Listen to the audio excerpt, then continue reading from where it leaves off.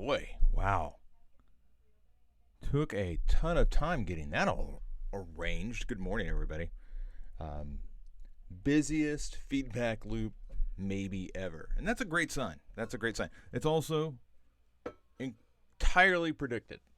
I called it yesterday. I said, you know what? Coming out of a holiday, really slow. Later in the week, boom. Now I predicted Friday. I have to own that. I said later in the week, and I specifically said Friday. I didn't say Wednesday, but it's good to see. And a lot of this did come in, like in a trickle through the day yesterday.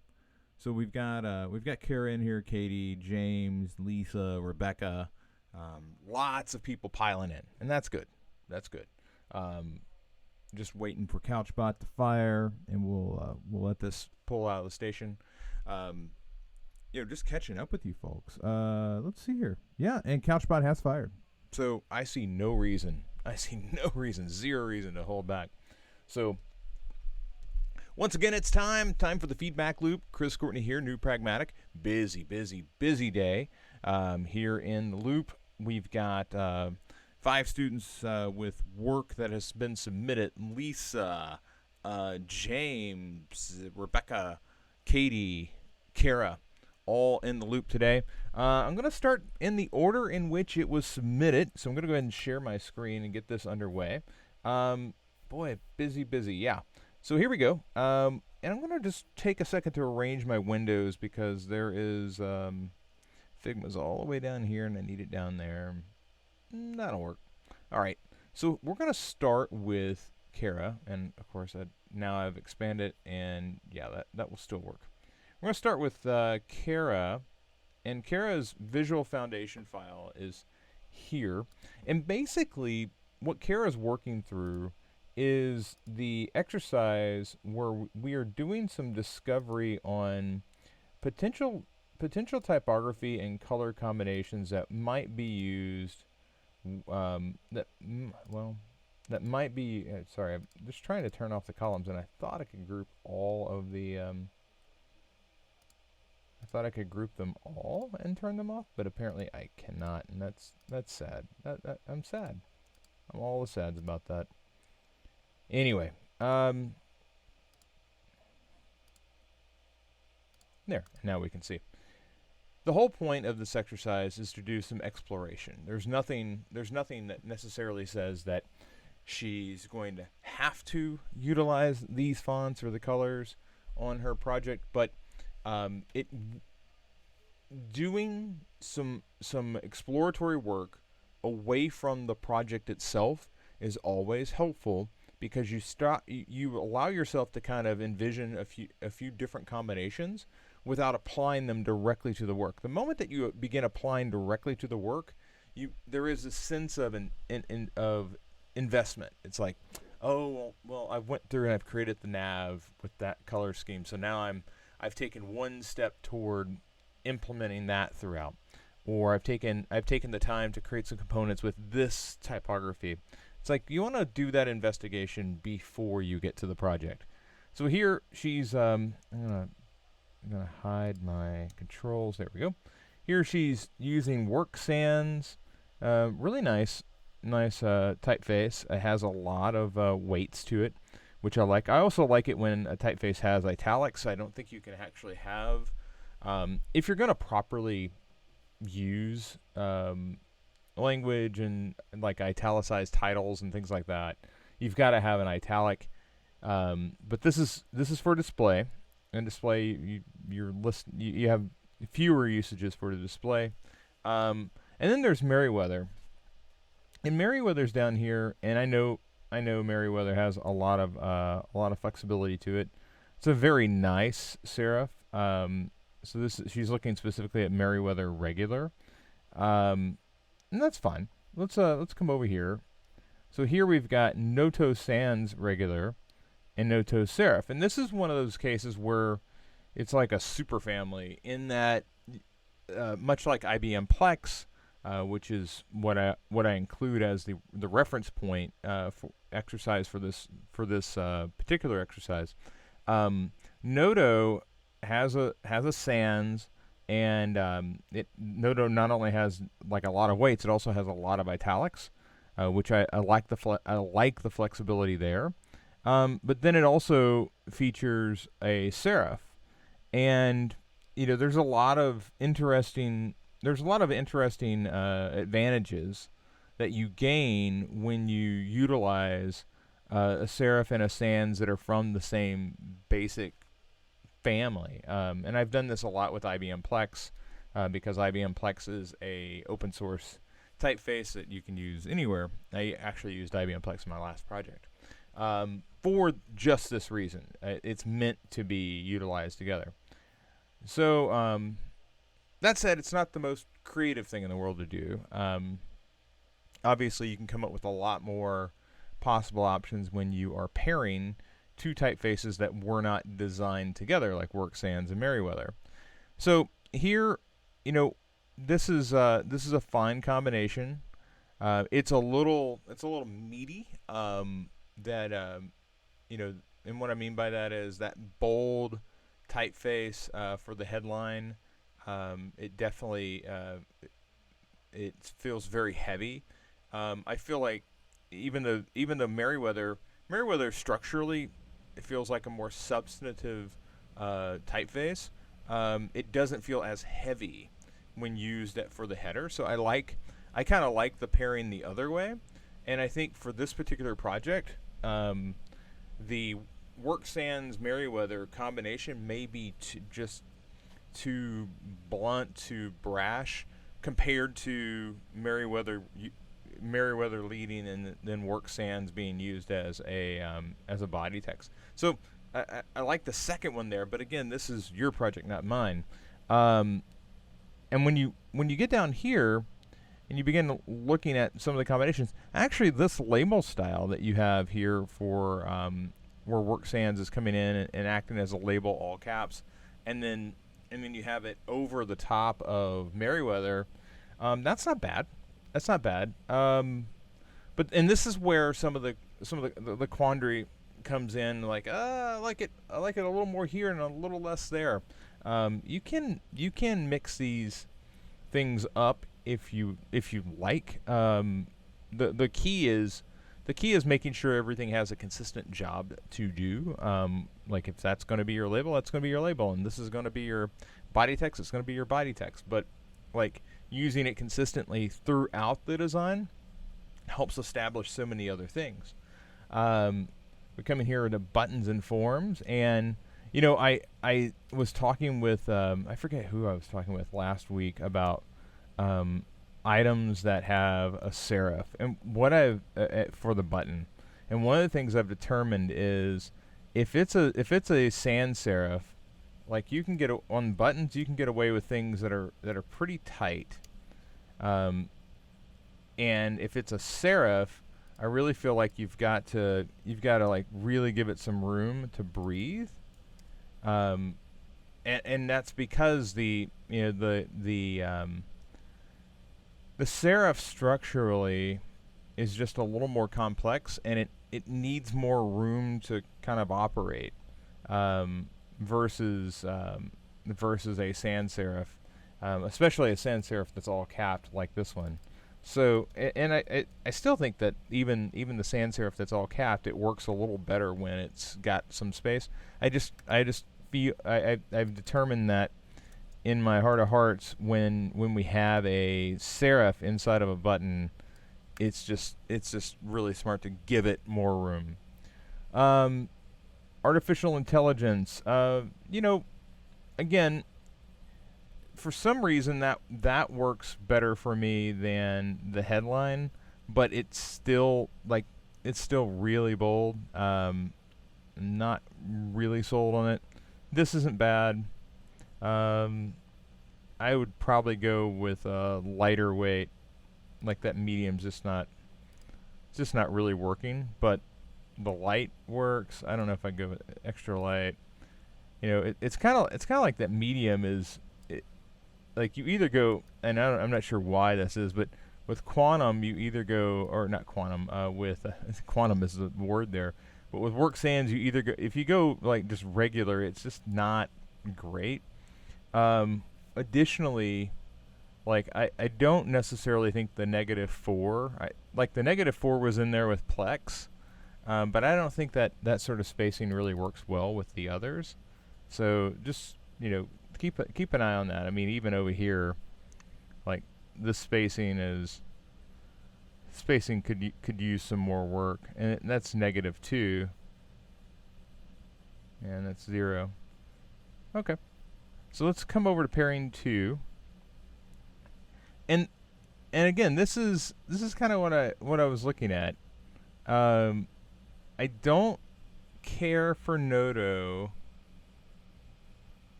as a serif. I don't think it's as strong.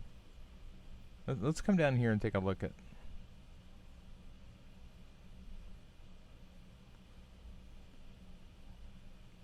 Yeah, it's interesting. So again, here you've got medium. I might look at regular, just to get these just a bit further away. Here you've got black. Would semi-bold work a bit better? Maybe bold. You're you're striving to find the right tone, and I don't necessarily know if any of these. Let's put that back to black and put this down to medium.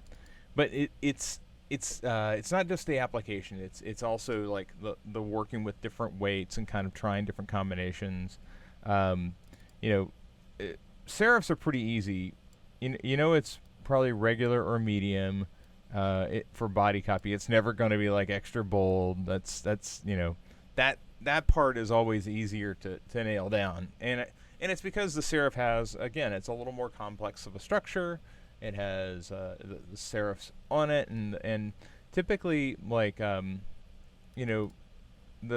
sans here is very monostroke. There's not a lot of variation, but with the serif, there's a lot of variation.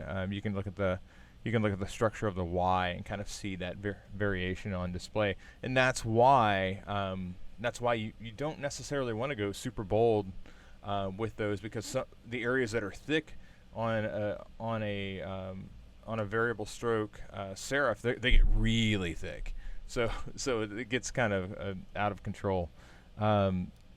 It works here at a smaller size, but I don't think that it would work very well at the larger size. These combinations are fine. It's funny, I kind of like this label, this all caps label, a little more here than I like this Noto as a headline. And same thing applies to the buttons. This is pretty nice work. Just overall, I think you've got the big thing here, and we've talked about it before, is are you creating options for yourself that are plausible? Okay, nothing that I've seen here is in the realm of, oh God, that's just a terrible combination. Okay, every bit of the commentary that I've given you over the past 5 minutes has been, oh, this is nice, maybe a little tweaking here. The thing that I like, and Kara's got a real strength here, a real eye for this, because she's been doing publication design for years. She knows this space. This is her wheelhouse. But when you're working on a brand, you're trying to come up with a combination that works for that brand, and everything that's here is pretty close. And I'm actually curious. Yeah, from afar, Noto and Merriweather, they're so, like, if you, when you zoom out and look at these, they are so, like, Merriweather, I can tell after looking at it for a minute, it's just a little taller than Noto. But all that aside, you've got two sets of pairing options that are, I think, equal. I would just pick the one that you feel most comfortable with. And obviously, when you get into branding, which I believe is the next exercise, there are more constraints put on this because with branding, it's about matching the tone and embodying the identity of the organization, um, and in concert with part two of this exercise, which is color. Now, you've gone the route of in the example I was building this off of images, going the mood board route. You've got the warm, cool colors over here for reference. Um, what's interesting to me is the pink green is really vibrant. Orange blue. There's a lot of complement here, and then there's this analogous, more nature feel down here. And when I look at the application, I'm a lot more interested in the color combinations when I see them up here than I am necessarily when I get down here to application. So here we get an idea of how you might utilize these colors. So I'm seeing here in market. This is going more for a material design sort of approach where you're applying a tone to the main color, and like this looks like it's selected, like we're on that page. Here you're saying, okay, I'm just going to use color as maybe an action item, and you're kind of replicating that down here. Let's look over here. It's very similar, except here instead of going dark, you go up. Orange is always one of those color combinations that it gets muddy as it gets dark. It can kind of get brownish, and that probably brown is not a great color, although it can be used. And I try to stress this when people ask. They're like, "What color combination should I use?" And it's like, you can use any color combination. It's how you apply it that really matters. The order now, I get a sense that like if I hovered over it, it would like glow or get darker. So that's a nice usage. Here, I don't think the top display is really working, and I wonder if just making the typography, instead of trying to make it this darker green, if just making it black would work. Would that solve this riddle? Obviously, you couldn't make it white because then there'd be accessibility issues, particularly down here on ordering. But making it black might make it pop and allow you to use that green in the background. Again, this is just to allow you a chance to look at the colors in action. You obviously don't have to use all the colors, like you didn't use the dark blue here. You didn't use the dark greens, but it is helpful to kind of get a sense of what's possible. From when I think about it's food, and looking at the things that I've seen, it tends to be vibrant. But you could totally take it this other direction where it's more of a pastel approach and softer. It really comes down to looking at the competition to the right and the left, and kind of clearing a lane for yourself so that you have an identity that stands out by itself while also meeting all the criteria about color usage and accessibility that comes along with that. So it's not just selecting colors that are going to create an identity. They also have to function as well. So good job here. I don't have this part is a little less cut and dry. It's hard to see a bad combination from one of these test situations. It is easy to see, like, okay, there's not enough variation here there's some sort of adjustment that needs to be made for this color combination to work. So you can spot things like that in this color palette approach. But I will leave this here for you. You've all obviously got some good ideas to work with, and I think it's full speed along to the next exercise. Let's jump over here to Katie. So Katie's working through she is where Kara was, and she's working through the first exercises in the UI program, and part of that process is working through some exercises about establishing hierarchy. And one of the challenges in this exercise is working with a series of photos, and in this one, it's utilizing a horizontal focus with just nature photos. All right, and yes, there are other images down here. They are there for a particular reason. Katie, it looks like you have avoided the telltale issue that always pops up here when I say nature vertical focus and I see a bridge photo. The content does matter. Whatever project you happen to be working on, I want to make sure that you are doing it. You're cognizant of the things that could impact the way people receive the work. And a lot of times, anytime that you have content in the work that doesn't apply, it degrades away from the success of the solution. Here, you manage to, you're not mixing a bunch of nature photos in with the bridges, nor are you mixing a bunch of bridge photos in with nature. Although there's this one, but it's the trick one. It's the trick one because it's a natural bridge. Ha! All right, so a couple things.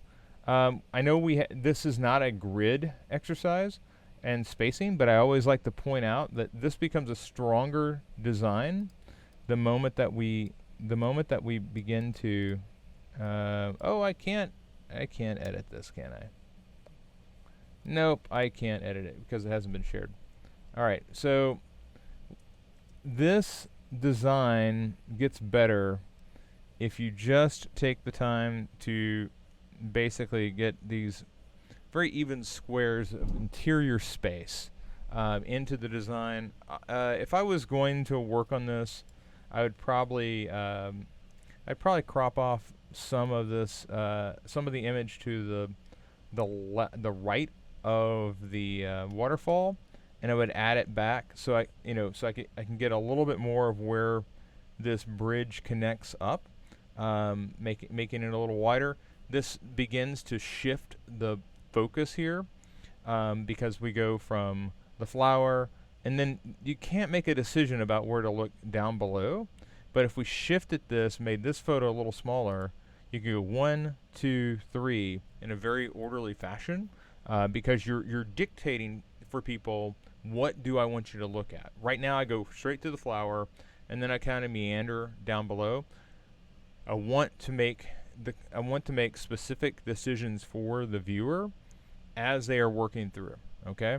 While also paying attention to those interior spaces. Here we get the shoreline. That's a really great photo. I love all the photos used here. Again, spacing, just you're narrow. You're just a tad narrow here by comparison to here. I'm always looking for either exaggerated spacing or exact spacing. The in between is where you get into trouble. The only thing I might say is that this photo is troublesome at a small size. Okay, and again, I realize this is a hierarchy exercise. Chris, why are you talking about why are you so damn caught up on whether this photo can be displayed well or not? Well, it's because those details matter. Right now it's kind of a green smudge. Okay, I would rather you utilize 3 photos here instead of the 4th because I can't really see it. And if you did that, if you made this one larger and this one, like let's say you lost the middle one, which is a really cool photo, but if you lost the middle one, you'd be able to get more detail out of this and this, or you could crop this one as well. This photo with the island, I think would probably have a better crop if it was like that. because there's a lot of dead sky. I mean, the interesting thing about this photo isn't the sky; it's it's the fact that you're shooting through water, you're seeing underwater, and you're seeing the land in the distance. So think about those things. Again, I realize this is, you know, photo cropping and shapes was not the thrust of this exercise, but I like to use these opportunities to talk about ways to make these better. Um, Same thing here. When we talk about crops, you know, one of the things that I dislike about the usage of this photo is the fact that we're cropping the top of that first arc off. We can come down here and kind of see what that really looks like. That's a really nice photo, but because we cropped the top of the bridge off, that just it loses a lot.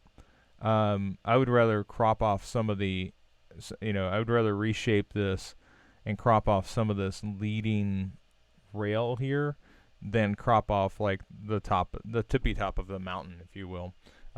Think about when you look at a photo of mountains. Nobody ever crops off the top peaks. You want to see them end. Singapore here. Singapore is the trees, really really great signature iconic thing. Also very hard to walk around. You got to get there really early to go up into the tree and take the walkway. When the photo is cropped as it comes to you, you're just doing the best you can with what you have. This one, you don't have the first peak. I believe, yeah. You don't have that first peak available to you. So you basically you have to work with what's there. But the real thrust of this was horizontal. How do I've got to have a horizontal lead, because that's what the target was. Okay, so you did okay. I'd just look out for crops like this. Here you obviously went without space between, and that's fine. That's fine. Most of the time, like in print, you would probably have some sort of space, but online, you very rarely put space into situations like that. Maybe you hover over and like the name of the location comes up. Either way, I think it's fine. Now here, this is really interesting. So you have vertical focus, and this is in Mumbai, and I forget where that one is. It's a really interesting photo. It's like a walkway bridge. So yeah, it's a bridge meant for people to walk across. But I digress. It's a really interesting, beautiful crop. I do wonder if it would benefit from this one being trimmed a bit. Like I think you could pull this much off of the photo and give it to the other one, and I think you could still have vertical focus on this photo, but or maybe you just crop this one in such a way that it's more like that. If you're worried about it having enough impact, right now this is kind of in the middle of the image, and I would rather it. When we talk about rule of thirds, the first third is here, and the second third is here, and you really want this H, if you will, to line up either here or here. It's just kind of meandering in the middle, and again, this is something that we'll work on as you go through, but it's these items where they kind of meander, like the spacing isn't quite right. The crop doesn't fall into one camp or the other. It's not really centered either. So, your cropping, I can see the need to adjust the cropping, adjust the spacing. These are the hallmarks of a new designer. Okay, so these little things that I'm picking up on, Katie. Those are just things that we're going to work on getting out of your system as we move forward. But overall, the one thing I do like is that you're paying attention to the assignment. You're able to keep up with them. It's not like this is over your head at all. And then strategic use of space. And this exercise is really focused on can you take the shapes that you've been provided with, and make sense of them. Here you have emphasis top. So here you've utilized a nav bar. You've placed the photo up here.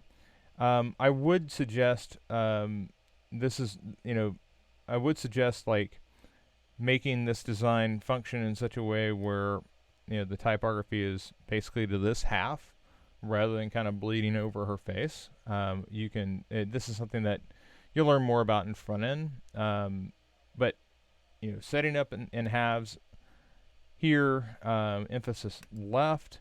So you've really kind of put all the focus on the typography. What helps is that she's looking back at it, which is good. We're not quite in any sort of grid. Like here, I felt like we had a grid, the inner workings of a grid happening. Here, like it's far less.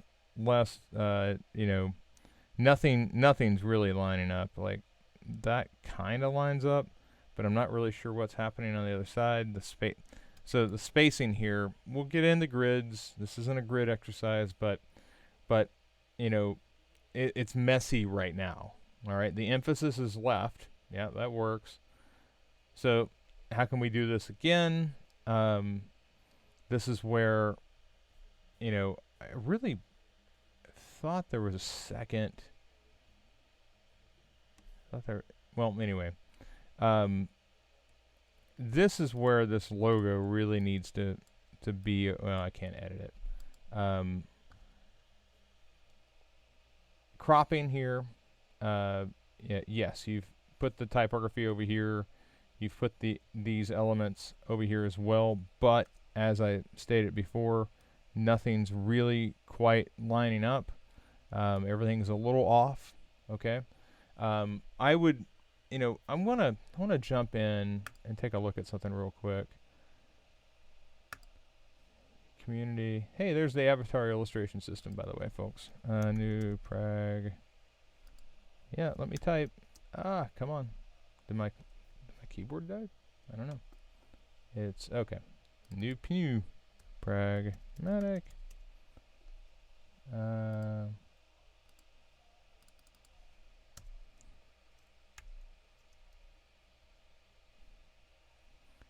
Let's go in here. So I like looking around here because I like looking at the tools. Yeah, okay. Well, you did the best with what you had. You were given these shapes. I think in the next exercise, and I have to, full disclosure, sometimes I have to remind myself exactly what Legos I gave you to build with. In the next exercise, I will look for this to really level up in terms of spacing because it's grids. So, did you create emphasis on the left? Yeah, and I think that the guiding factor here is there's really only one way to utilize this image. You can't really put her over here. Like you can't flip her over because she's looking. Then if you moved her, she'd be looking off the page. So your natural inclination to create focus works. I think if I was going to do anything differently with her, I would look at right now you left the door in, and the door has nothing to do with what's going on. The crop I would be looking for on her would be like this. Okay. That crop, you got the plant, you got the phone. That's a much more impactful crop. Like here, we got an exit sign. That's again, it comes back to the little details that go into a successful combination. Now, I'm taking a little note because sometimes when these things come along, it's just like that's inspiration for, hey, we need an exercise for that. Um,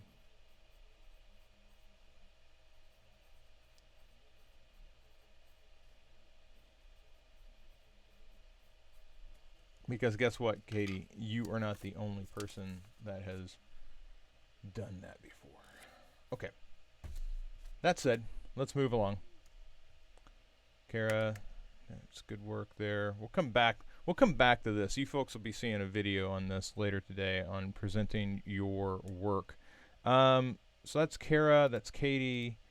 Oh, Katie, you've also got your sketching exercises, and this is right now you've thrown them into to Google Docs, and that's fine. So it was Frank and Oak, Figma, yeah, Figma, um, Amazon Cart, and OpenTable. The big takeaway that I'm hoping that you're seeing through this walkthrough, Katie, is that like here, this drop down, understanding like what's inside of one of those drop downs and really wrapping your head around, oh, when I click this, I get to see a significant expansion of possibilities for this site. That is a common design pattern, as is this concept of a form popover that walks you through the onboarding process. Additionally, the shopping cart in the way that details are to the left, and then a summary is to the right. And then finally here with OpenTable, it is an overview. You click, and then in the click through you get the details. The whole point of this exercise is to get you sketching really quickly, but also to have you doing research on common design patterns. One of the big reasons I included schedule, OpenTable here, is that as the economy reopens, more and more businesses are going to be set up around the concept of making an appointment.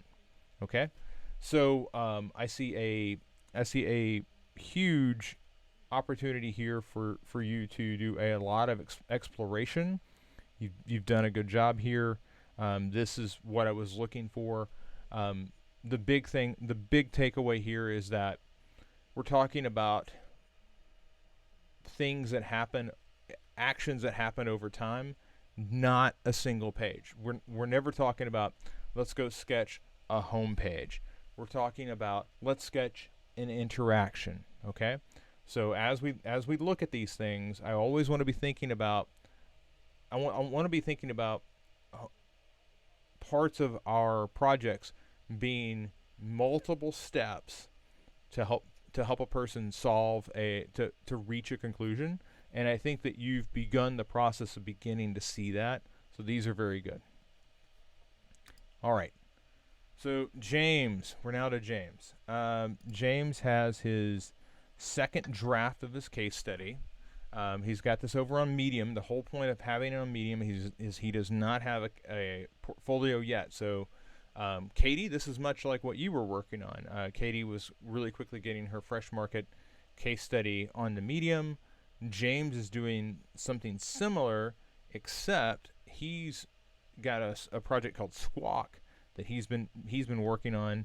And let's see here. He says, I added visuals to the top as a hook, tried to reduce the size of the prototype videos, also tried to restructure based on the advice. Refining copy, finishing prototype, adding link, add reflections, things I decided not to do. Okay, let's take a look at what you got. So right away, this might be a little deep. I think what I would suggest doing is maybe something like this, and I would then bring these up. The whole point being, I think you want to be able to, I think you want to see, or something like this, frankly. You want to see this, but you also want to like get a sense that there's it isn't just like, oh hey, it's a picture. All right. Um, so anything that allows your headline to like poke up over the top there, even if it's like that, anything's better than that.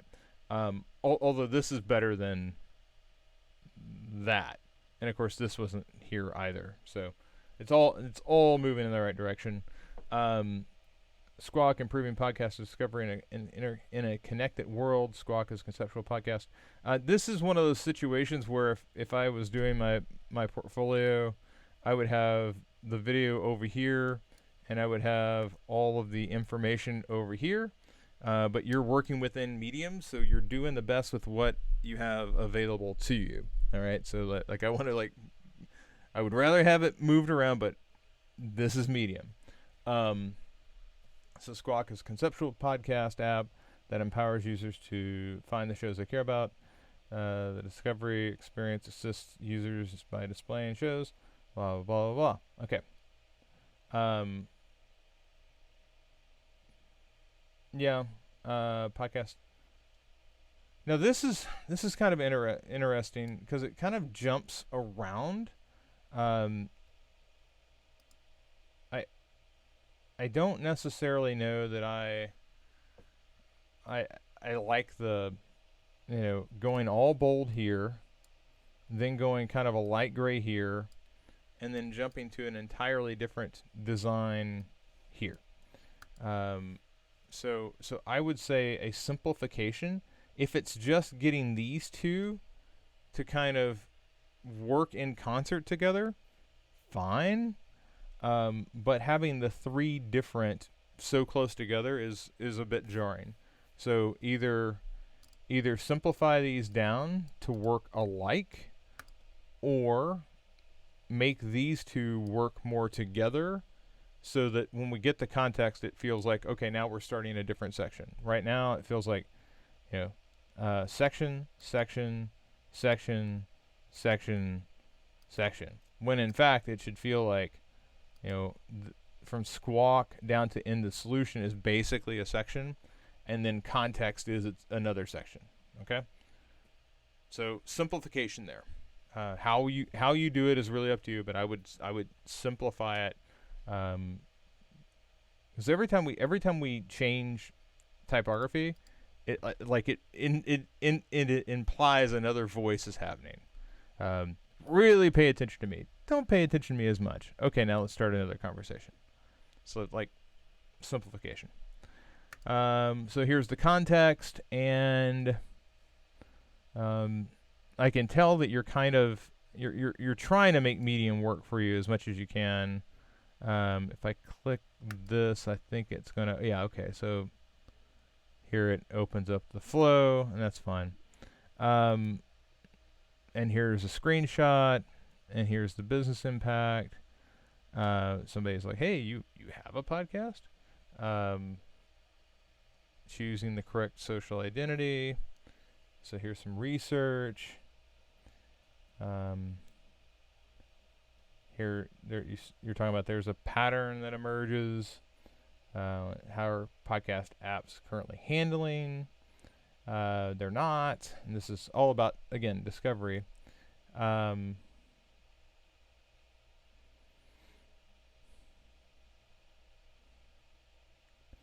What's interesting is these two things really work together, but you really focus on the answer without really, if you're scanning through, I can see you totally missing the question.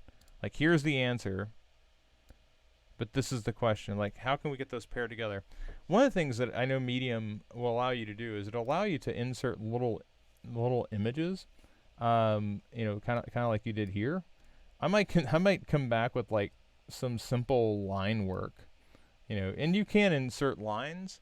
I think the lines would be extremely helpful here, in helping to break this up, but also make it to where you're less reliant on new type style here, new type style there. A simplification, if you will. this is another one of those areas where a line above and below might work better than this sort of approach. Um, this is one thing I hate about screenshots is the typography gets like really big. Um, so here's like the before after. Um, I'm not.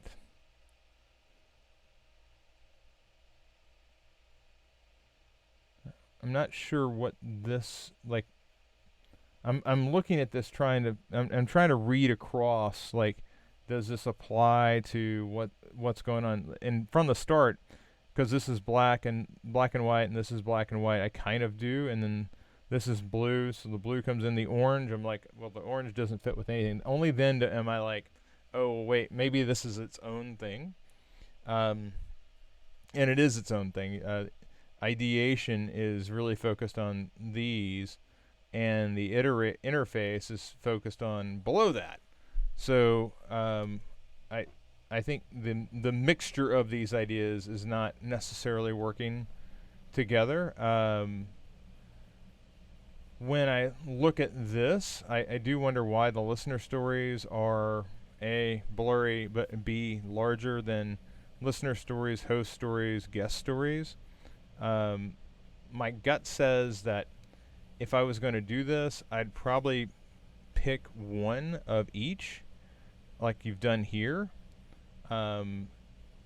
Like pick one, go across 1, 2, 3, and then I would link to the rest of them.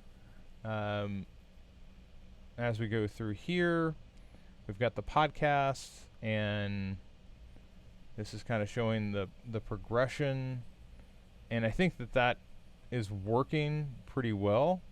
You can kind of tell where, you know, you'd done a lot of work on this before we ever started collaborating together. So this is where James and I started collaborating together, and this is where it ended up once we had kind of worked together. And a lot of it, James, is spacing and just simplification. You know, our theme is still the same. Simplification, simplification, simplification. It's like Chris is banging on a tin drum over here. But I think overall you're definitely heading on the right path.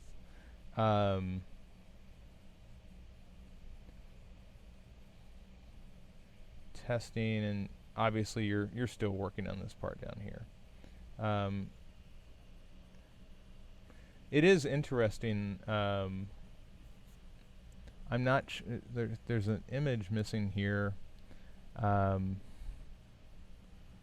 think we need to spend some more time down here on testing and interactions. Again, is it just, you know, a simple bit of line work will allow us to simplify the typography? I don't want to get this into where you're drawing lines everywhere, but I do want to simplify all the volume switching that I'm sensing happening as we go through. But I do think the flow here for iteration is working better. I would edit this. I would do more. I would do more to simplify your stories. I might even simplify this a bit. You know, right now you've got 1, 2, 3, 4, 5. I might lose one of these wireframes. I'm not sure if it's this one or this one. But you know, just make it a little shorter. Link to all of the assets. Like, I'm not sure. I wasn't seeing where. Is there a link somewhere in here to where I can go look at all of the visual assets that you have? I don't see it.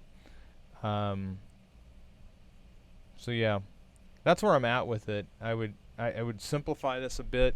I would look at inserting line work. I hope that, I kept thinking maybe there was a link down here that was missing. I want to see links to these assets so people can go dive into them deeper. I would simplify these listener stories. Yeah, yeah. I think that that's those are the next moves I'd make. All right, Lisa, you're working on the Wonder Dog case study. You outlined survey results in the Chewy audit. Should I visually represent it in the survey section right now? I outlined the survey section. Why the business pivoted from European-inspired bags to more utilitarian style of bag? Is it some type of chart graph? Is some type of chart graph really necessary here? Can an explanation based on survey results be enough? Okay, so let's go over here and take a look at Lisa. We're talking about Wonder Dog. So, okay, this is nice. So Lisa's included some of her sketches to help us. Let's see. It says click on it. Okay. So that walks you through the video. Yeah, it's kind of interesting. James's video. I am curious what medium is. Let's look at this real quick. Because James's video is playing right here in medium. Where is James hosting his video? Oh, it looks like James is hosting it on Miro. That's interesting. So that might be an option for you, Lisa, because Squarespace, which is what Lisa's using, there was a lot of issue with just getting the video to play.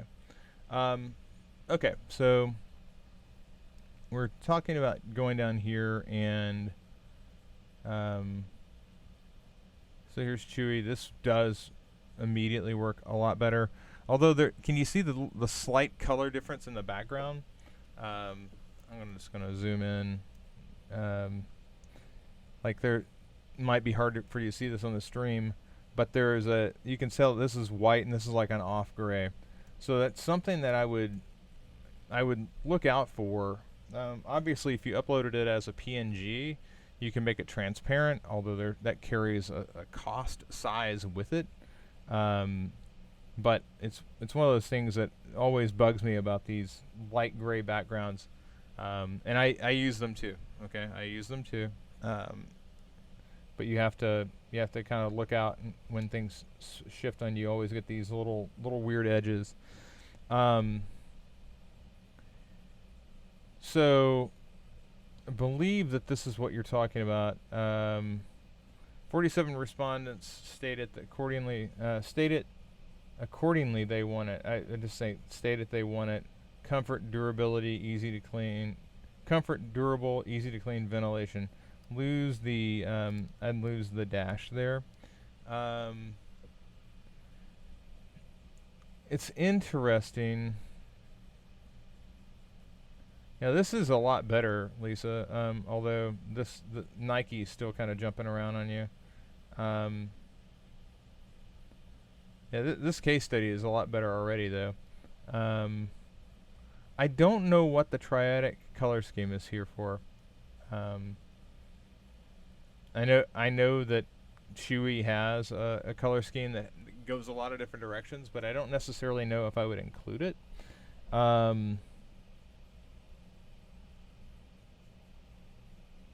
Yeah. So let's go back to your initial questions.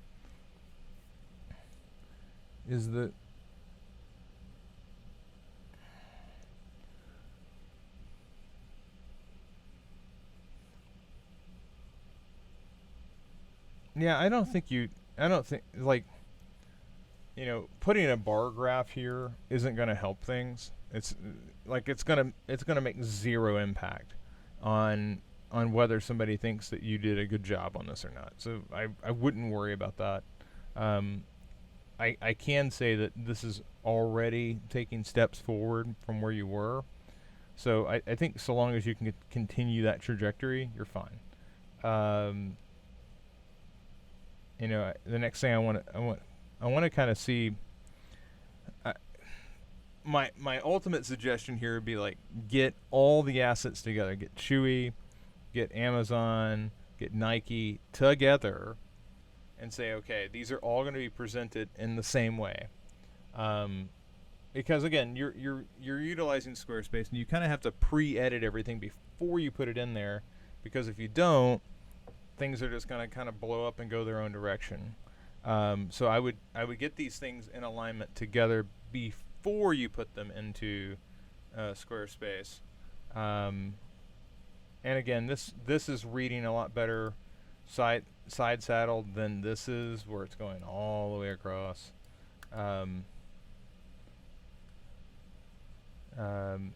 This is not working very well. Like it says learn, and then there's the photo of the dog, and then there's stuff here, and this is just kind of getting lost in between. I maybe ditch it. I don't know that learn competitive analysis. I don't know that this adds a lot. Before I get sidetracked, though, I want to make sure that we're looking at your other questions. Should I use Vimeo for my videos? So let's see what your friend is doing here. I haven't looked at your friend's site, so I don't know much about it. I do like the fact that, for me, this is much easier to read. This typography is much easier to read. It's larger. So here's Vimeo. And is this an app, or it's like, I don't know. This doesn't look like UX work. It looks like fashion work. So I don't necessarily think that you can like compare the two. This is photography and fashion and display. It's not UX. So I don't see. I'm curious about. You said that this part this was your friend. What are they using?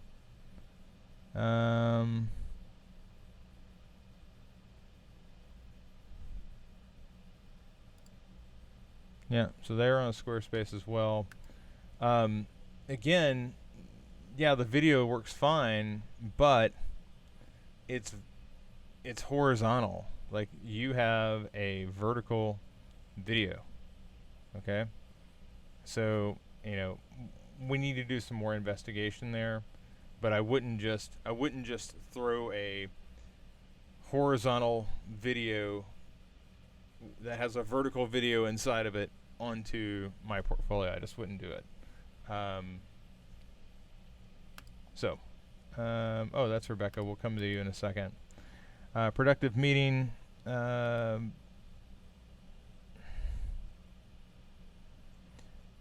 So it looks like you've got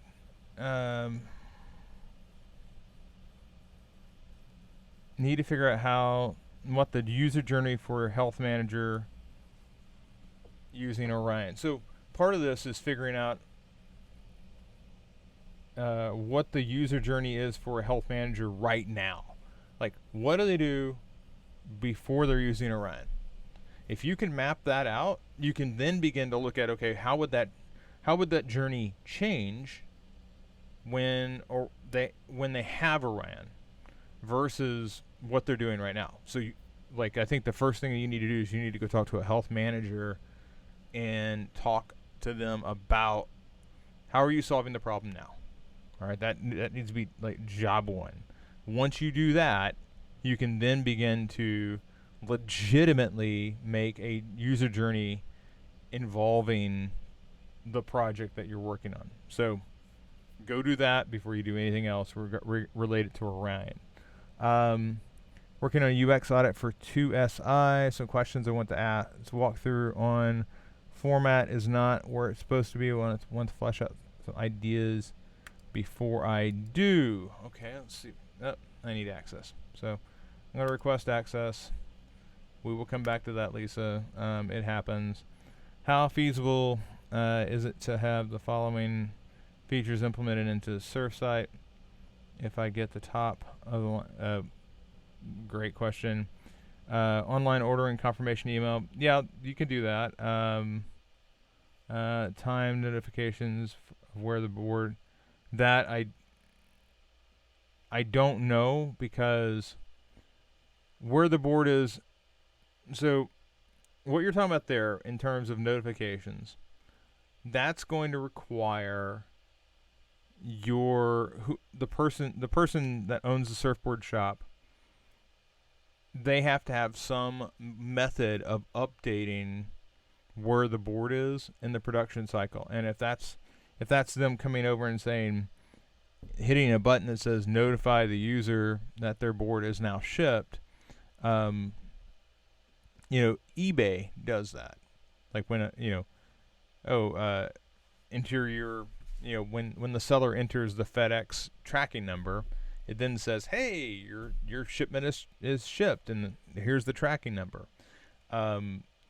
So that timed notification, that can be a lot of things, but some of that may already be built, but it's not going to be automated to the point that like the guy finishes sanding the board and then a notification sent. He's going to have to still do some work on his side. 3D rendering of a board that's spun around like this.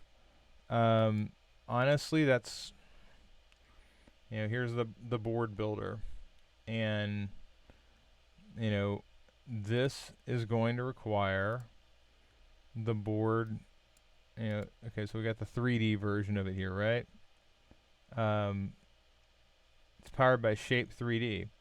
Question I've got is, do they have Shape 3D for the board? Is their board unique, or can they pick up a board? I'm going to guess that their board is unique, and I'm kind of interested. You can't see your fins, but I'm guessing if I said fins, glass medium, 3D, does it give me the fins? I'm just curious. Does not give me the fins. So anyway, this 3D thing, Shape 3D, I can't tell you if you can do that in Squarespace or not. I do think that it is a situation where you're going to have to just research the platform to see if that's available. I don't have any experience here with this 3D, but what I will say is that if I was kind of mapping out like how this would work, I'm guessing that you have to shoot the board and then upload it in such a way that it produces a small enough file to where you can zoom in and out like we're doing, and then flip it around like that. And that's not just regardless of the platform, that's not just the platform, that's also input by the user having this file even available. Okay. And 2SI persona. Okay, I'll request access to that too. Okay, we'll come back to the rest of that. We're down to Rebecca now. Rebecca had multiple errands and threats and opportunities section. Okay. Working on the case today now, but for the feedback loop, I wanted to ask for more feedback on the actual competitor analysis. I was hesitant to share the file as is because I know I did it wrong in the threats and opportunities section. I believe I'm supposed to write the threats each company faces on its own and the opportunities they have to better themselves, not their threats to me or opportunities I found for their product on my client site. If I was going to share this for analysis, I want it to look really good. So is there any feedback that can improve it? Okay, so let's take a look at your analysis, but I specifically take a different tact. And surprise, I think you can do analysis. You can look at like the positioning. So here's your competitive analysis, and here's Chronos, and here's the positioning, here's the primary audience and the differentiation. I don't think that you can do the SWOT analysis, and here's why. This is from the competitive analysis write-up that I have at New Pragmatic. Strengths and weaknesses are internal, okay? You have to have internal knowledge of the company to better understand to know your company's own limitations, you need to be inside the company. Like, I can kind of guess what your limitations are standing outside, but I can't. I don't know for sure. I might think that you have excellent management, and you feel like you have terrible management. I might think that you have an efficient workforce. You might think you have a very efficient workforce. Your internal strengths and weaknesses are known to only the people inside of that organization. Opportunities and threats that you can generate. Like, I can look at Kronos, and I can say, well, there's some opportunities and threats, but I really don't know what their strengths and weaknesses are. Like, I'm not in the company. So I don't think that you can actually create a SWOT for Kronos, even though you have a SWOT here. I think you can talk about the opportunities and threats. Those are external factors. Same thing for Ultimate. Same thing for Workday. What I do think that you can do is you can do a SWOT analysis for your organization, like this my click shift. Like, when I think about the SWOT, I think about, okay, the thing that I know the most about is my own company. What are our strengths and weaknesses, and what are the external opportunities and threats? Well, we can go after Kronos' market share because they're pivoting toward another thing. The threat is we have this Ultimate software over here running up our backside, doing price cutting. That's something that is a legitimate SWOT analysis for your company using the research that you've done on Kronos, and the other groups. The big thing that I want to point out, though, is there's this known unknowns.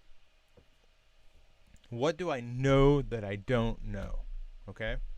In doing your research, you have uncovered areas of that illuminate gaps in your knowledge. All right?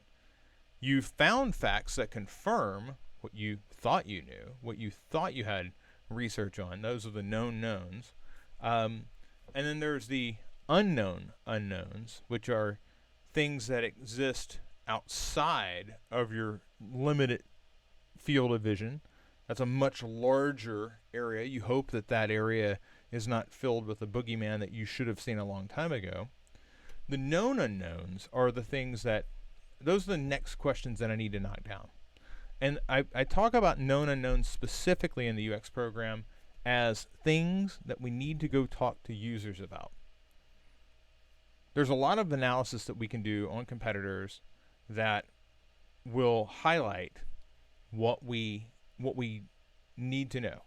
All right, they'll highlight the questions that we should be asking. Those questions should be asked of users. Those are the known unknowns.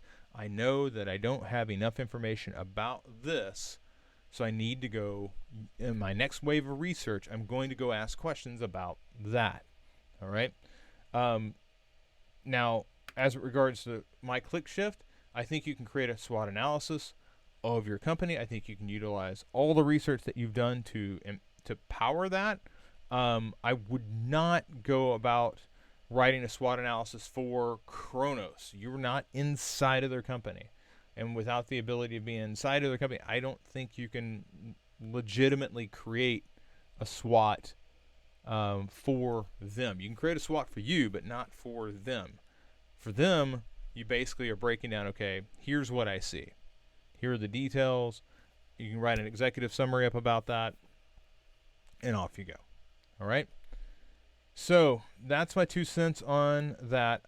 Rebecca, I'll be sure to drop a link to this competitive analysis doc into your journal. And holy moly, everybody, that was a run. I just want to make sure that we've got everybody covered. So that's Rebecca, that's Lisa, that's James, that's Katie, that's Kara. That's a wrap. That is a wrap. Thank you so much for joining me along for this extended rapid fire version of Feedback Loop. I will see some of you in a few hours, and for the rest of you, I'll see you tomorrow. Take care.